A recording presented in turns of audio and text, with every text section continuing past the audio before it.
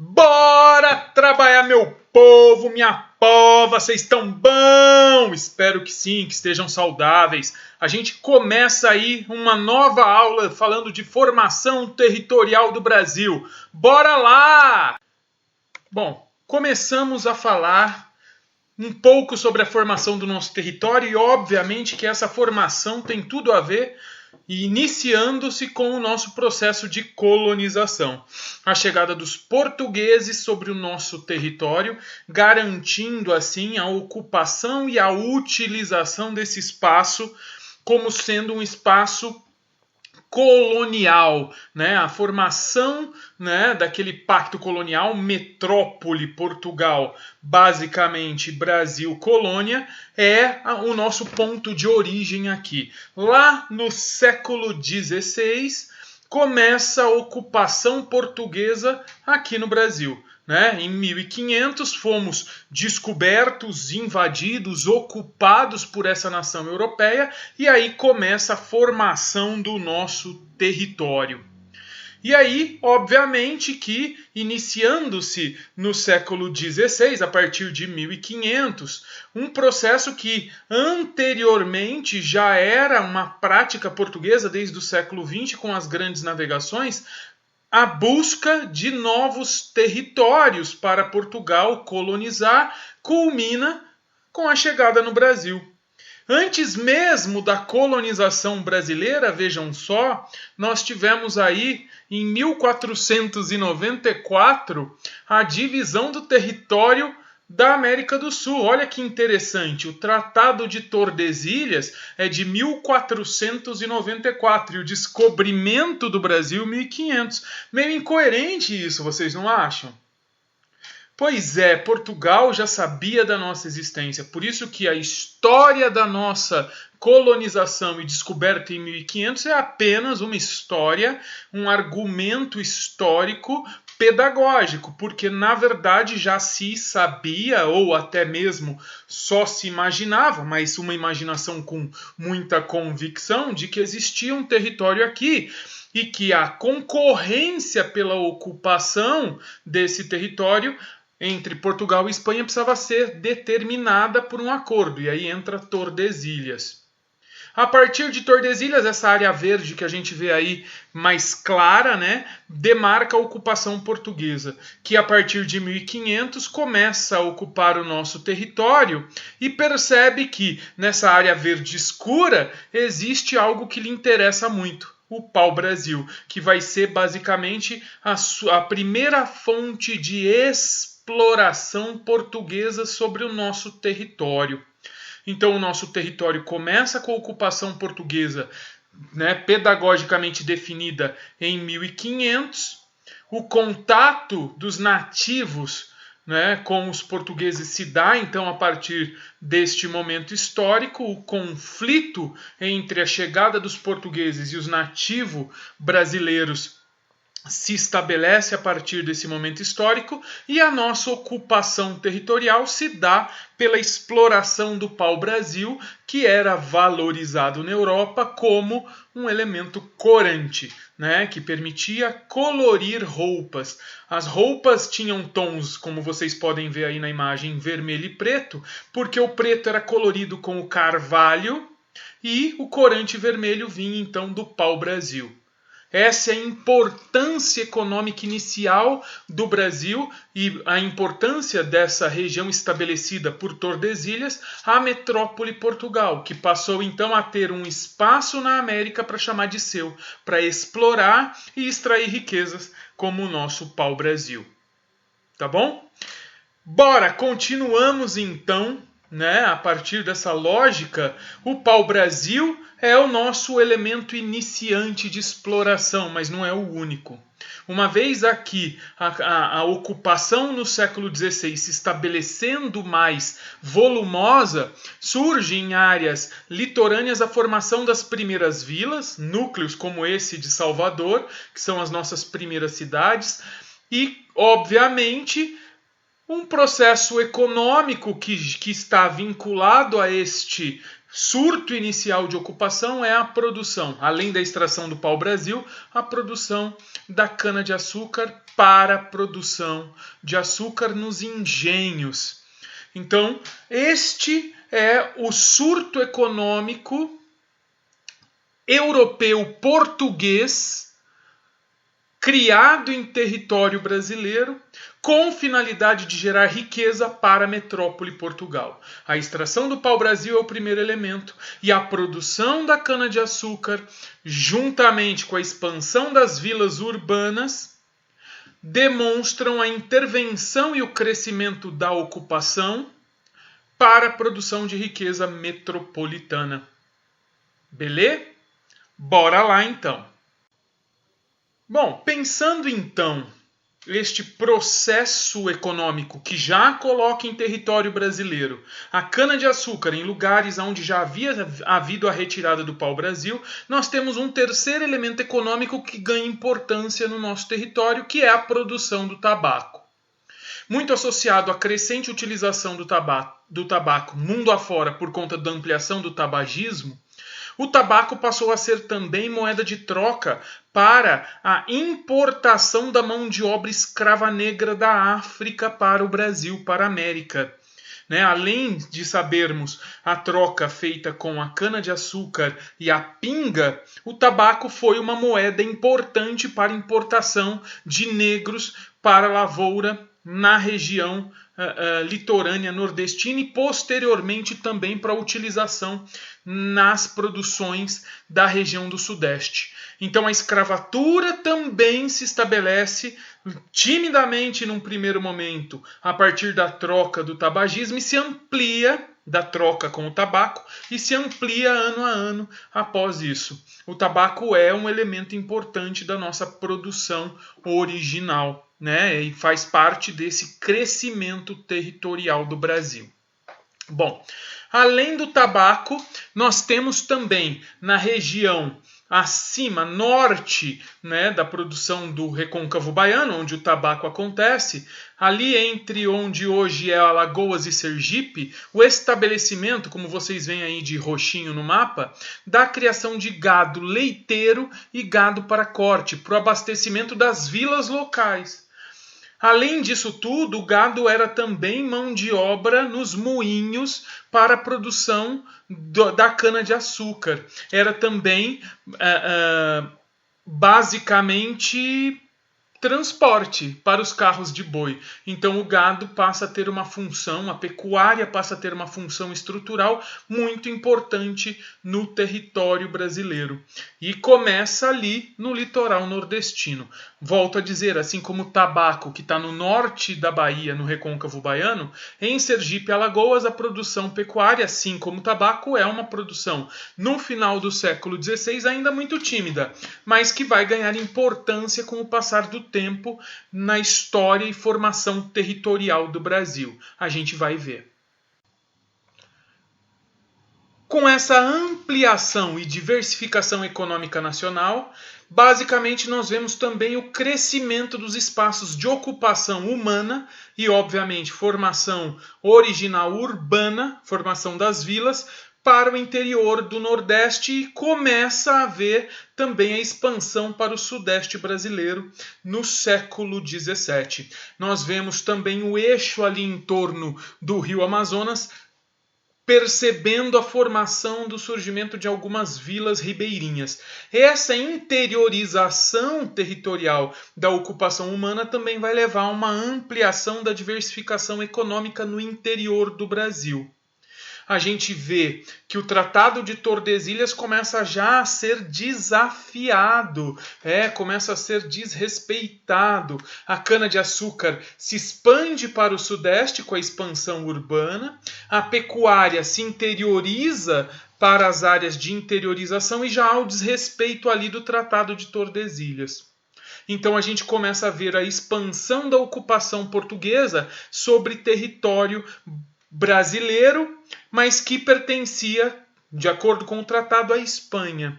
Então, Portugal passa a desafiar e romper com o tratado levando a expansão canavieira muito ainda presente próxima ao litoral, mas a expansão pecuária já se interiorizando e desrespeitando os limites do acordo de 1494. Esse acordo vai cair, né? Esse acordo com essa expansão para o sertão, para o interior, sertão como símbolo de interiorização, vai levar ao fim do Tratado de Tordesilhas. Outra produção que passa a ser interessante e importante, vocês veem aí, né? Além da cana-de-açúcar se expandindo, além da pecuária se expandindo, do tabaco se expandindo, a gente vai ver o início de uma produção conhecida como drogas do sertão. Esse avanço dessa produção vai ganhar importância porque vai interiorizar-se para dentro da Amazônia. E aí nós vamos ver o surgimento de uma fronteira produtiva muito para além do Tratado de Tordesilhas. E é isso que a gente vai ver. Bora lá! Bom, como eu argumentei agorinha há pouco, a gente passa por um momento histórico em que ao avanço da exploração territorial para além das fronteiras do Tratado de Tordesilhas na Amazônia, onde vai ser explorado as tais drogas do sertão. O que são essas tais drogas do sertão? Plantas, como por exemplo ervas medicinais, baunilha, castanhas, alguns cocos, até mesmo cacau, dá para se dizer que se explorava nessa região. Basicamente, produtos que eram tirados sobre o modelo extrativo daí para alimentar aquela máquina do pacto colonial, onde a metrópole levava esses recursos para fazer dinheiro na Europa.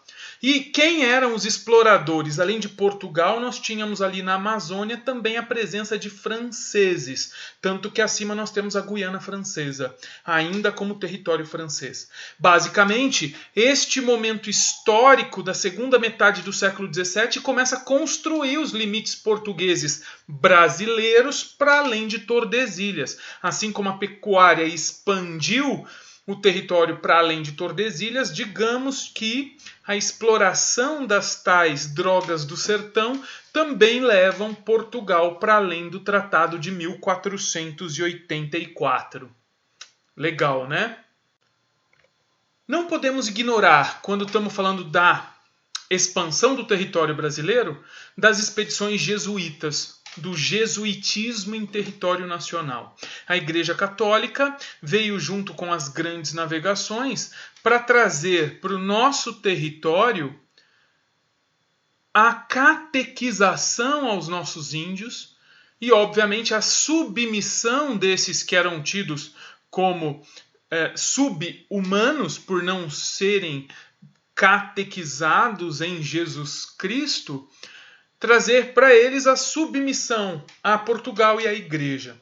Os jesuítas, então, ocuparam todo o litoral brasileiro, né, criando seus templos, suas igrejas, e ocupando-se da domesticação desses gentios, né, e, obviamente, também se interiorizaram ali pela Amazônia, por onde existiam as tais expedições de busca, né, dos recursos naturais amazonenses conhecidos como drogas do sertão. O jesuitismo foi, sim, uma ferramenta de controle e submissão sobre os índios e levaram, inclusive, à possibilidade de escravização dos nativos brasileiros. Não podemos ignorar que todos esses elementos levaram ao crescimento do território brasileiro para o oeste, a ocupação dos espaços rumo ao Tratado de Tordesilhas e desrespeitando o Tratado de Tordesilhas. Chegamos então no século XVIII a uma ocupação interiorana que vai muito além deste tratado. Claro que com a ocupação humana indo para além deste tratado, a economia se amplia para além deste tratado também.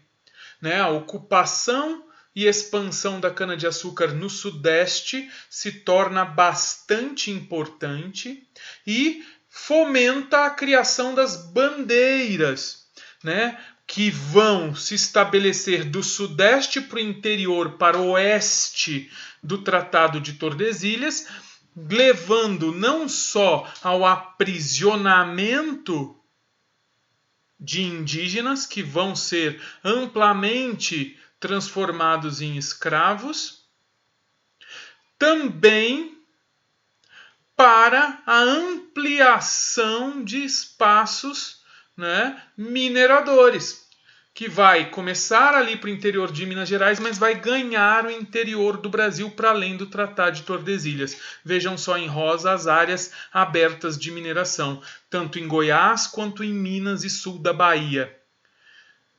Percebemos que as bandeiras realizadas por paulistas, sudestinos, muitos deles miscigenados entre indígenas, negros e portugueses, mestiços, portanto, que desbravavam o interior do Brasil em busca de novas áreas de colonização, para aprisionar indígenas, para ampliar espaços de mineração.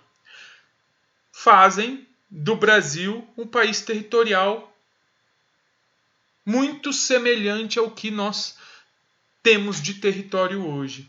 A expansão da cana, a expansão do espaço de ocupação, a expansão das atividades mineradoras levaram ao crescimento do Brasil e ao esquecimento do Tratado de Tordesilhas de forma quase que definitiva. Os bandeirantes que escravizaram, massacraram indígenas foram tidos na história do Brasil como heróis por ampliarem o nosso território, à custa de violência e sangue, à custas de centralização de riquezas nas mãos das famílias que patrocinavam essas expedições. Essas expedições não eram feitas para o enriquecimento deles, bandeirantes, e sim das bandeiras familiares que eles carregavam à frente das suas expedições. Expedições essas para o massacre e genocídio nativo, ou para a ampliação de áreas mineradoras ou áreas econômicas e territoriais do Brasil. Não podemos esquecer isso tudo, ok? Ainda no século XVIII, nós tivemos a expansão e interiorização da pecuária.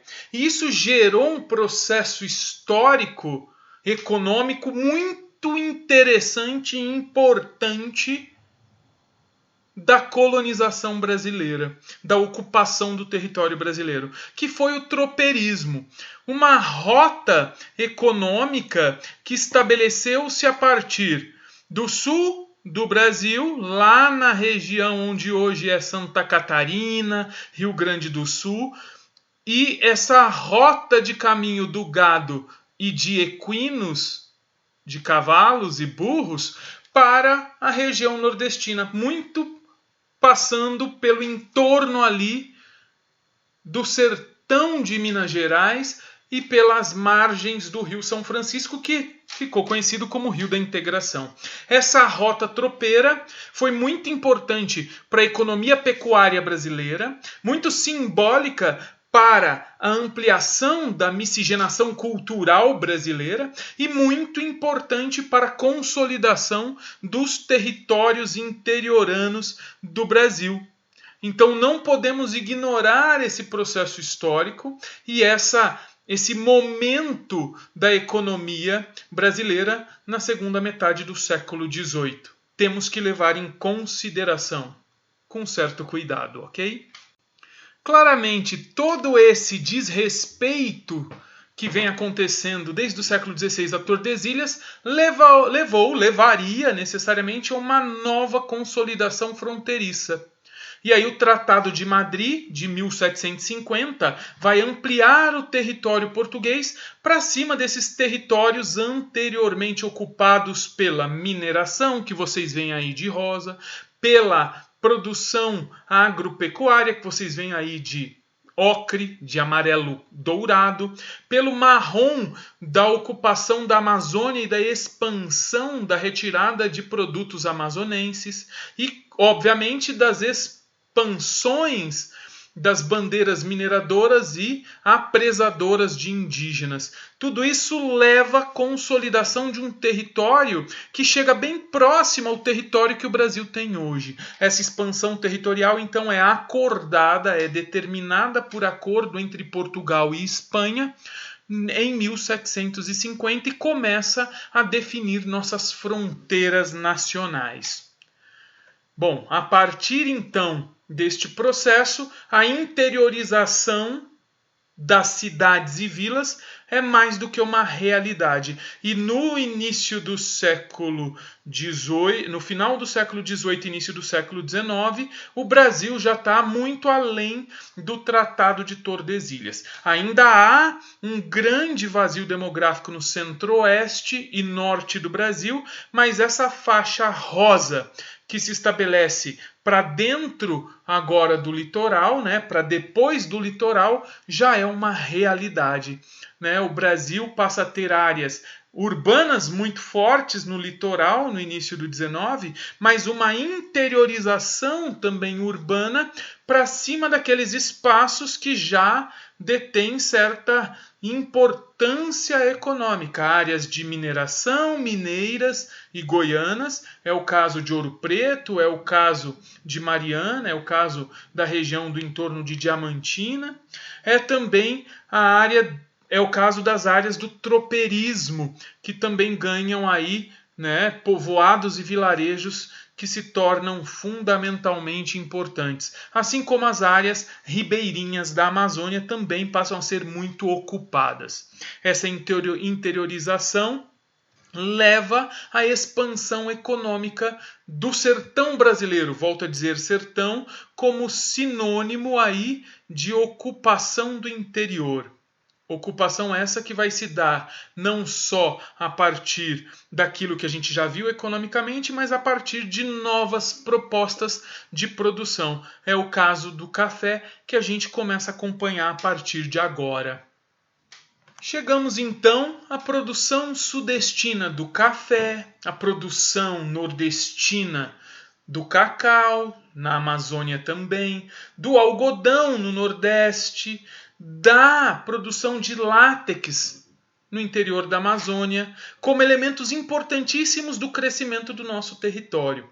Território esse que, com o Acordo de Madrid, já tinha se expandido e muito, e que, no século XIX, com novos acordos após guerras como a Guerra da Cisplatina ou como a Guerra do Paraguai, levaram ao crescimento do nosso território para as fronteiras que possuem hoje.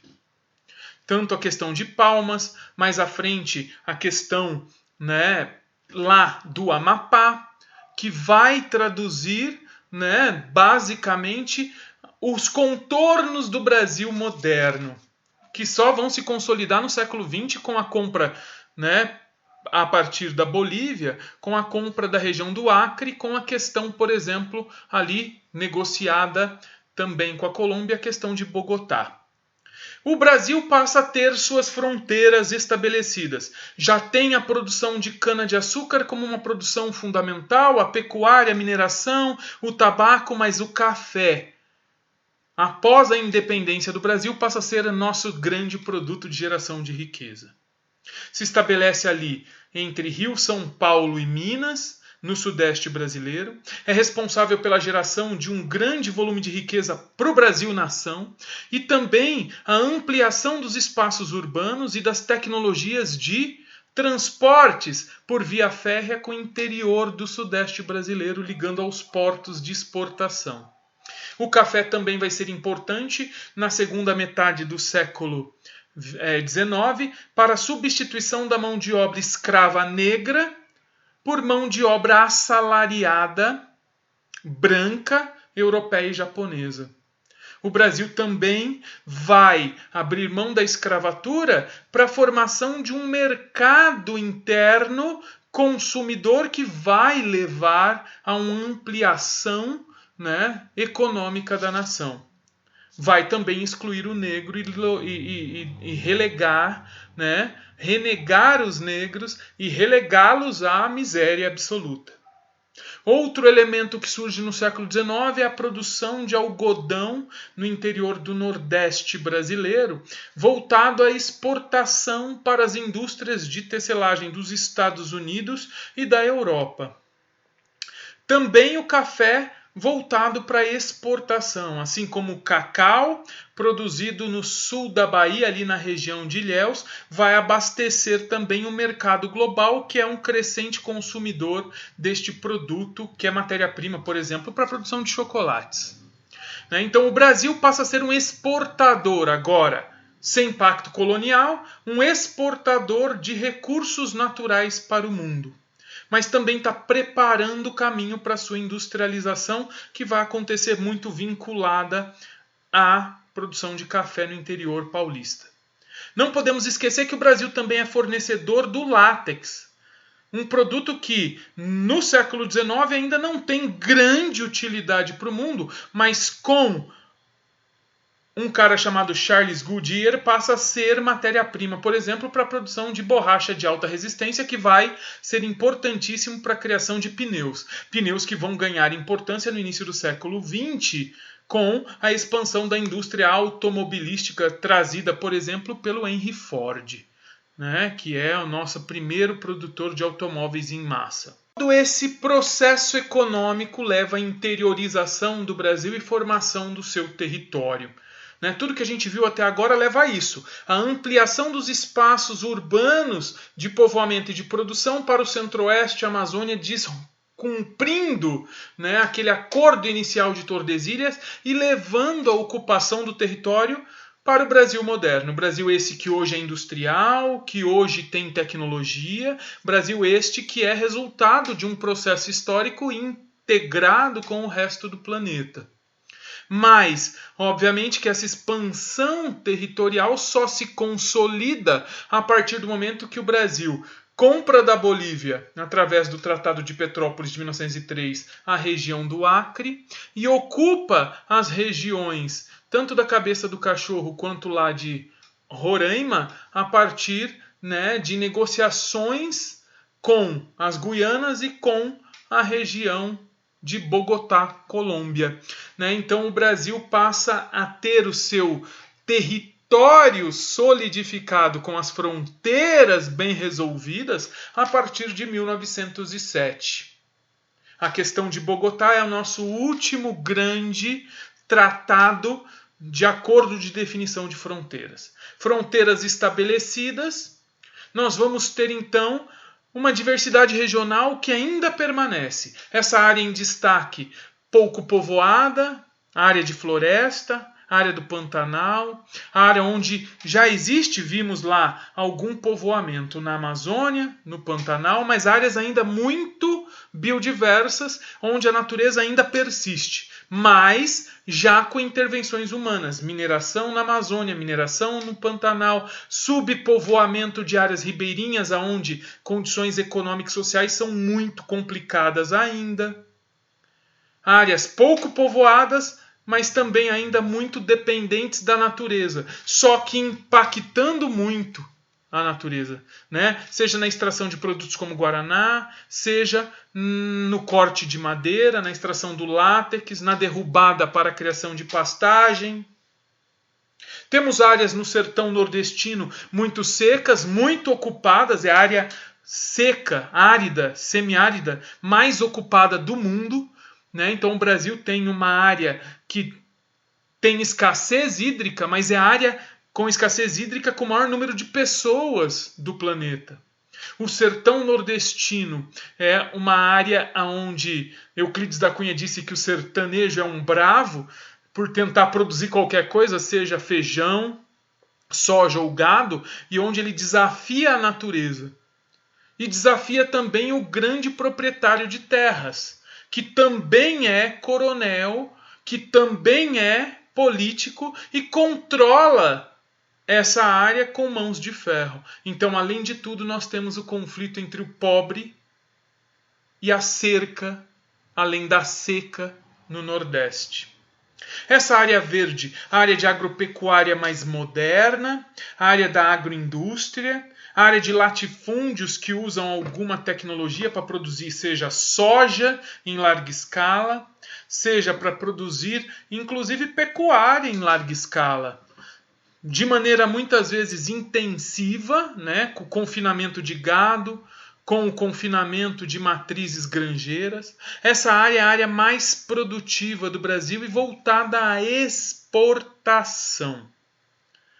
Né? Principalmente começando no sul do Brasil, se expandindo para o interior do centro-oeste, hoje chegando ali nas bordas do Maranhão, Tocantins, Piauí e Bahia, Matopiba ou Mapitoba, tanto faz essa nomenclatura, levando a expansão agrícola e a valorização dos terrenos, inclusive nessa região nordestina.